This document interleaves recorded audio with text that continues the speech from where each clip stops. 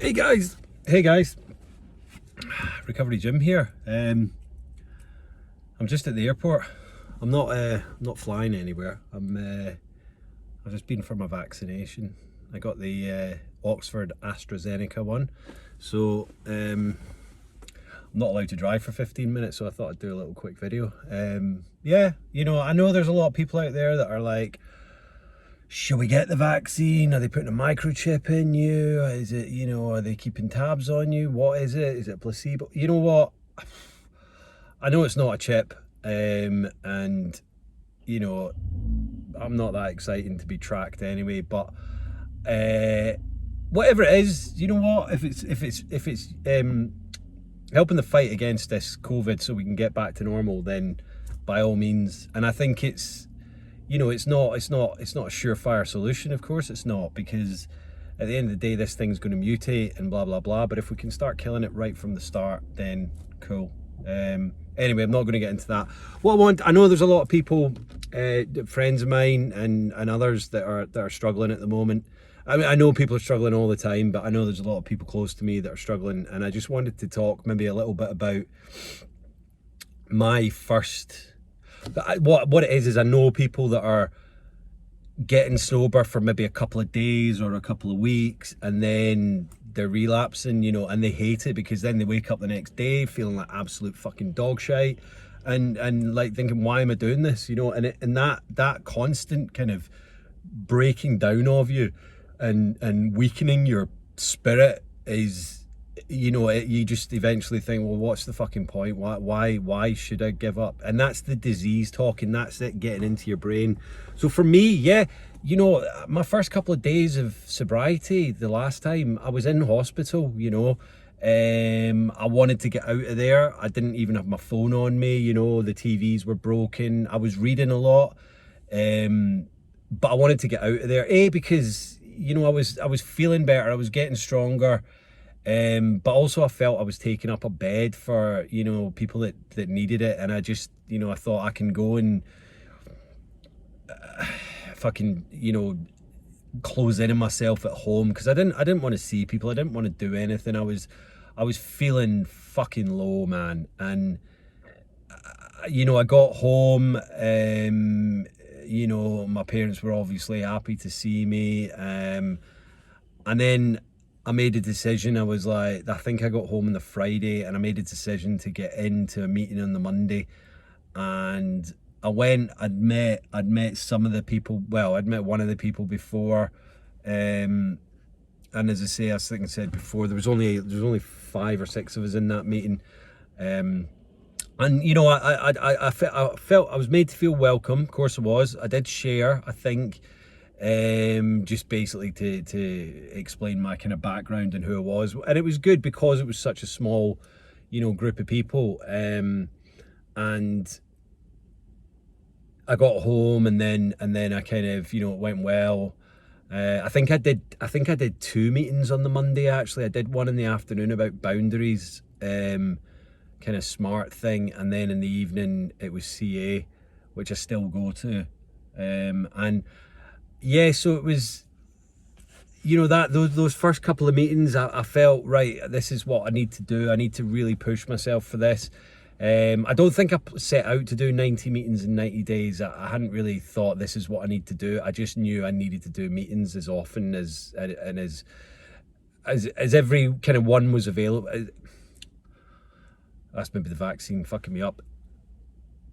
Whatever meetings were available to me, I made a choice that I was gonna go to them, because I wasn't doing anything else. I didn't have a job at this point. I was living at my parents' house. I didn't really know anyone in the island, so I was like just throwing myself absolutely 100% into it. So then I went and did meeting on the Tuesday at the hospital, did one Wednesday night, SMART, did Thursday night, NA. Friday I did SMART in the afternoon, and then Saturday was my rehab aftercare Zoom thing. And then I think, so I did have Sundays off. So the 90 meetings in 90 days, yeah, but I was doing 2 a day on a Monday. So I know it, I did have Sundays off, but Sunday was my weird, Saturday and Sunday was my weird days because I missed the face-to-face ones. I mean, I knew the people in the AC one, the aftercare one, and that was great.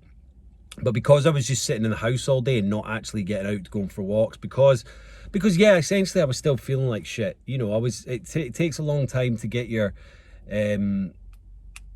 confidence and your kind of, I suppose, wits about you back. I felt like, you know, worthless. You know, look at my life. What am I doing? I don't have a job. I'm living at my parents' house. I'm 40 years old.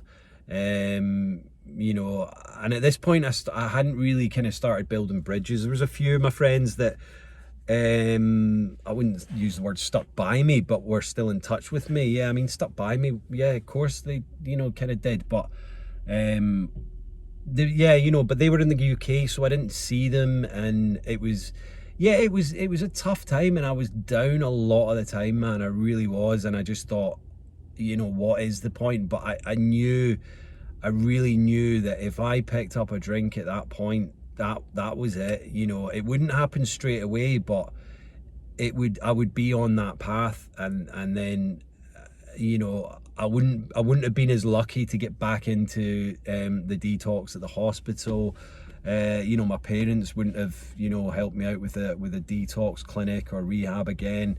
So all these thoughts were in my mind that I had, you know, thought I'd been at rock bottom a couple of times before, but this time was, for me, there was no more depths that I could fall to, I don't think, and I think that was really playing on me. And I thought, do you know what, I want to live and I want to have a good life. You know, I want to make something of myself, and so that kind of kept me going. And yeah, there was times when, you know, I thought, what am I going to share about? What am I going to talk about? I don't really want to talk tonight. But then as soon as I got there, you know, the buzzing of being with those guys, and you know, that took a few weeks for me to kind of feel, as I say, I always felt welcome, but it took me a while to feel comfortable with them. And you know, I suppose I wouldn't even call them friends straight away, but I felt like I could really kind of open up to these guys and tell them a bit more about me, and that came with time, you know, 2-3 weeks, a month.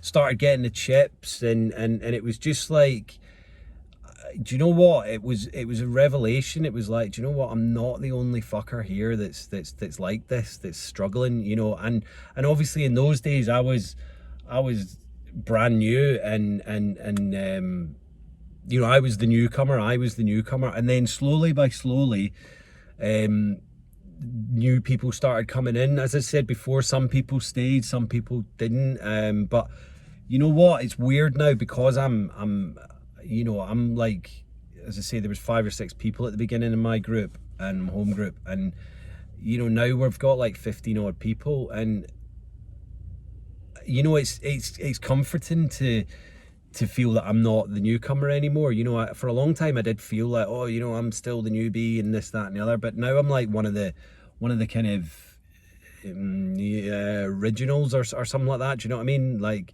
but we're all mainstayers, and it's a fantastic feeling to be part of something worthwhile. And you know, I love it when newbies come in and people try it and they stick at it and they do really well. Because this is it, man. This is what this recovery life is all about. It's about, yeah, getting the sober time under your belt, but it's also about finding out who you are again, you know, or for some people, the first time they're actually finding out who they are, really. And it's just an amazing thing to see and watch and grow in people around you, and for yourself as well. So, you know, for me, the first couple of days, weeks, months they weren't easy, man. They weren't easy. There was times when I just thought, especially at weekends for me, I just thought, what's the fucking point? I'm gonna go out and I'm gonna go and drink, and it'll be just this once. It'll be one time only. No. But then I thought, no, I've got to not fight it, but ignore it, let it wash over me. All of these things, just anything but actually give into it and go and do that, because that was, you know, that would yeah, it's not even worth thinking about where that would end up and take me. So Yeah, you know, for people that are struggling out there, you get that, you get those kind of days, weeks, or whatever, and then you think, I'm all right. You know, it hasn't killed me this time, or it hasn't done me damage this time, and your mind just lets the worms in, and it overtakes, and then you think, well, I'll just do it this once, and then bam, you're in the same boat, and it's like, you know, and in some places it's not even the withdrawal that they're needing. It's just this thing where they think, I need a drink, and the cravings are completely different from withdrawal. You know, withdrawal, it's like the pain, the anguish, the fear, anxiety, and all that, you know, you literally could have seizures or this, that, and the other. So the withdrawal cravings are, they you know, as they say, the doctors are like, sometimes it's dangerous to come straight off it and do cold turkey, and that's true. You know, I've had seizures, and you know, but the cravings, once you've got rid of the withdrawals, you're feeling okay and you're on track, those cravings are fucking crazy, man. You're like, that's just insane that you go and pick up. And it, for me, to think about going and doing that now, because yeah, don't get me wrong, cravings or thoughts or whatever pop into my head every now and then, but for me to actually think I'm gonna go and have a drink, it's not even on my agenda. But I know where people are and why they're picking up at this point, early days, because it's, you know, it's a horrible thing to go through, and your mind plays not tricks, man. It completely overwhelms you and puts you into this place where you think it's gonna be okay. And because it's your mind telling you this, then of course you think that it's gonna be all right. Because why would yourself lie to you? Yeah, we lie to ourselves all the time. Ourselves lie to us, and we lie to ourselves. It's a two-way street, man. And that is the thing that's fucking unfathomable, you know. So just start being honest with yourself and saying, you know what, I'm not going to drink. I'm going to stick to being honest with myself, and hopefully myself will be honest back to me. Because it's not you at the end of the day. I know it is you, but it's the disease that's talking. It's the disease that's trying to manipulate you. It's the disease that's trying to overwhelm your every thought into doing this. So what you need to do is your 90 meetings in 90 days, or as many meetings as you can possibly attend, Zoom, whatever. Also, you know, read the literature, do everything you can, but just let the kind of the emotions and all that wash over you. Don't try and give into it. You know, try not to let it overwhelm you. Try not to I know they say like go and do this or go and do that. It's more just about kind of you know, really like, I know dealing with it's a simple term, but what I mean is just let it this is a difficult one. Not let it enter you, but let it wash over you. Let it just kind of filter through you, if that's the right word.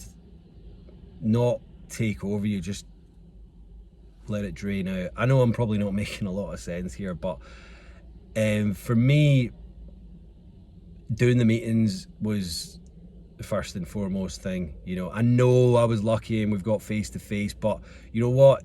Zoom. Find people that can go along to the Zooms with you, so you don't feel like a stranger. Find a good one. We found a good one last night, and you know, if anyone wants to know what it is, then I'll send you the link in a DM. So it was a really good meeting. It's in the UK, and it's a daily one, so you know, I think I'm going to start going back to that. And I think the more you go back to the same meetings, you'll see familiar faces, and I think you'll start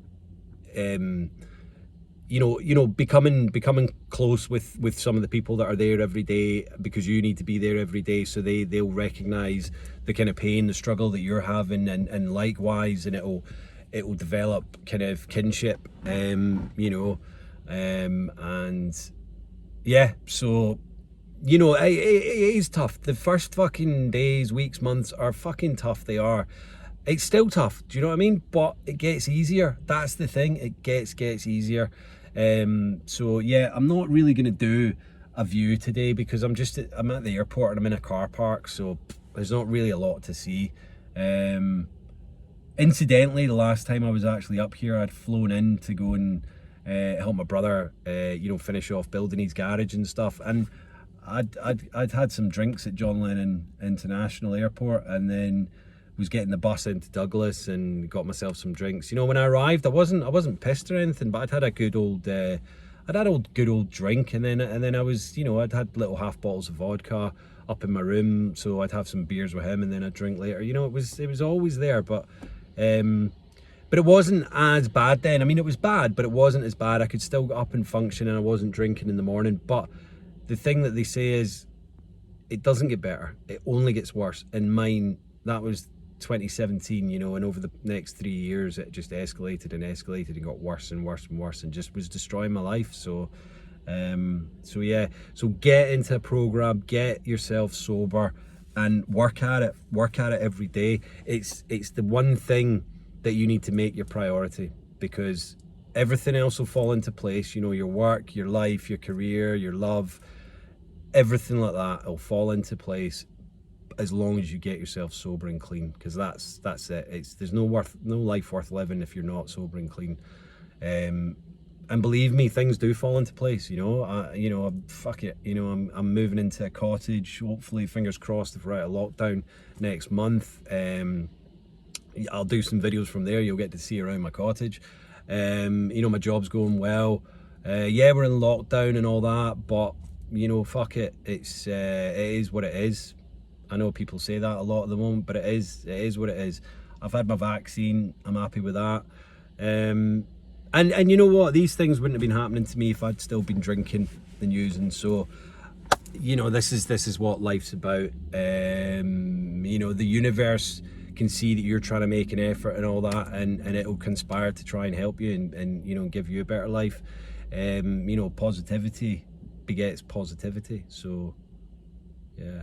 I hate the term positive vibes only, man, but it is true. It does work. So, negativity breeds negativity. So, anyway, that's something for another day. But the usual: like, share, comment, DM, subscribe, and I'll see you all soon. Yeah, peace out. Love you all. Bye.